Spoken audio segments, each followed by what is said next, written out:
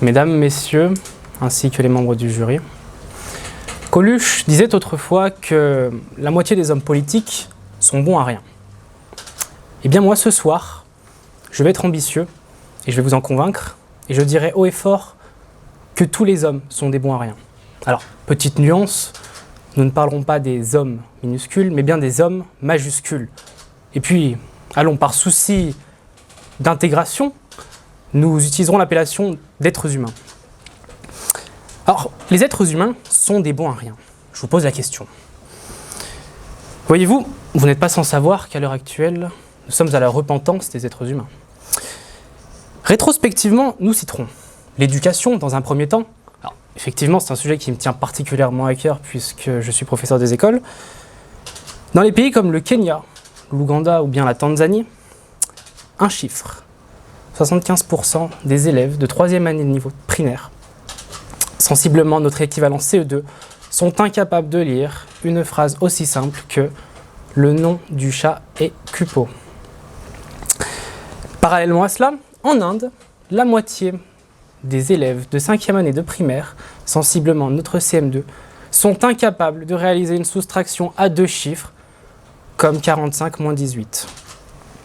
Que faisons-nous, nous, pays occidentaux et développés, que faisons-nous pour aider ces enfants en manque d'instruction? Je vous le donne en mille, rien. La famine, véritable fléau de l'humanité. Des familles qui sont confrontées à des situations très douloureuses d'insécurité alimentaire. Parfois contraintes de devoir marier très jeunes leurs enfants. Parfois contraintes de les retirer de l'école. Tiens, ça fait écho à ce dont on vient de parler. Parfois contraintes à devoir les nourrir avec des insectes, voire même des feuilles.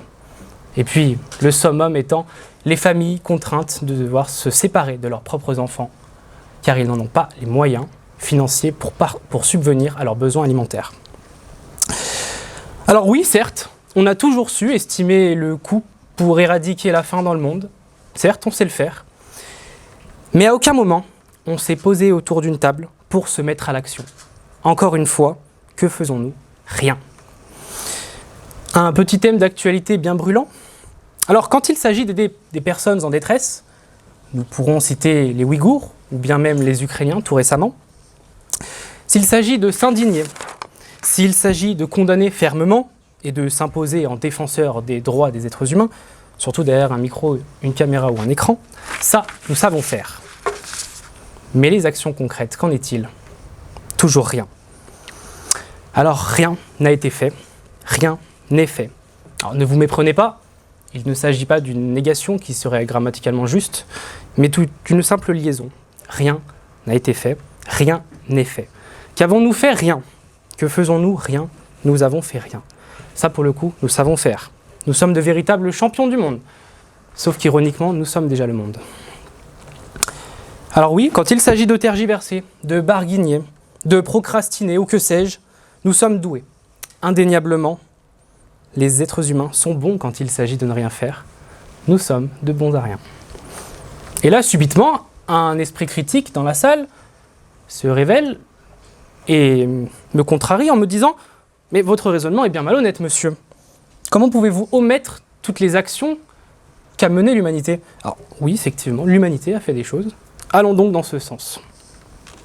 Si je vous dis 985 000 décès recensés selon l'Académie de sciences de New York, si je vous dis 150 000 km² contaminés, si je vous dis 97% de la faune environnante totalement anéantie, et un coût estimé à 340 milliards de dollars, parenthèse ouverte, on estime à 30 milliards de dollars annuellement pour éradiquer la faim en 10 ans. Je vous laisse faire le calcul. Tous ces chiffres rapportés à une date, 1986. Effectivement, je parle bien de Tchernobyl. Tchernobyl, à l'instar de son confrère Fukushima, n'est pas une catastrophe due à un événement naturel que l'on ne pouvait pas prévoir. Effectivement, Tchernobyl est due à de l'inconscience, de la négligence et de l'incompétence d'une poignée d'hommes. Première erreur humaine, elle commence en 1975, dès sa construction. Un cahier des charges qui n'est pas respecté. Et enfin, le jour fatidique, lors d'un exercice simulant une panne totale d'électricité, qui soit dit en passant n'avait jamais été fait au préalable, ce fameux réacteur numéro 4 a subi bien nombre de manœuvres totalement ubuesques.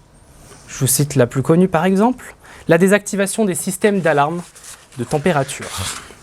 Alors oui, ça paraît fou, les exécutants parfaitement disciplinés ont effectué chacune des manœuvres pour faire augmenter le réacteur à une puissance jusqu'à 100 fois sa puissance maximale pour la suite que nous connaissons tous. Sympa, hein? Alors, je vais continuer, je vais vous en énumérer quelques-uns, un petit pêle-mêle que je vous propose. La fusée Ariane 5, développée en 1995, des mois de préparation et d'innombrables tests ont été faits. C'est toujours ça de prix vis-à-vis de Tchernobyl. Mais comme vous le savez, la fusée s'est brisée et explosa 37 secondes après son décollage. 37 secondes, vous conviendrez qu'il ne fallait pas être en retard ce jour-là. Pour un coût estimé à 500 millions de dollars envolé en seulement 37 secondes. Notre fleuron national, plus ironiquement la SNCF, qui s'attarde à commander 341 nouvelles rames de TER, nouvelles rames plus larges pour accueillir toujours plus de passagers pour toujours plus de profit. Petit hic, les gares n'étaient pas prêtes à cela. Les rames étaient bien trop larges. Coût d'urgence estimé à 50 millions pour pallier à ce souci. La plateforme pétrolière Piper Alpha en 88 qui explose. Sans parler du désastre écologique, cet incident est dû à une petite erreur qui aurait dû être réglée en moins de 10 minutes. Sauf que cette dernière s'est envenimée. Pourquoi? Un manque de communication flagrant dans une poignée de personnes. Et enfin, l'indétrônable Titanic. Drame qui entraîna la mort de 1500 personnes et un coût estimé à 175 millions de dollars. Alors oui, bon nombre de réalisations ont été faites, c'est indéniable. Mais à quel prix? À quel prix? Je vous pose la question. Combien de vies gâchées et sacrifiées? Combien de dollars envolés? Et enfin, combien d'erreurs dénombrées? Et même si mon énumération est très loin d'être exhaustive, j'en conviens, tous les domaines sont concernés. Le tourisme, l'énergie indispensable à notre quotidien, les moyens de transport pour se rendre sur notre lieu de travail, jusqu'alors même à la conquête de l'espace. Aucun domaine n'y échappe. Tous les domaines dans lesquels les humains ont œuvré, tous. Oui, les êtres humains sont mauvais, ils sont mauvais en tout. Ainsi, nous arrivons sagement à terme de ma démonstration. Les êtres humains sont bons, effectivement, quand il s'agit de faire rien. Ils excellent assurément, de véritables bons à rien. Et parallèlement, le peu qu'ils ont réalisé est très largement blâmable. Effectivement, toutes les réalisations sont synonymes de catastrophes et drames en tout genre. Indéniablement cette fois-ci, les êtres humains sont mauvais, et mauvais en tout. Et c'est ainsi que par syllogisme bien ficelé, si A égale à B, et que B égale à C, alors A égale à B. De la même manière, si les êtres humains sont bons à rien, mais qu'également les êtres humains sont mauvais en tout, alors les bons à rien sont mauvais en tout. Je vous remercie.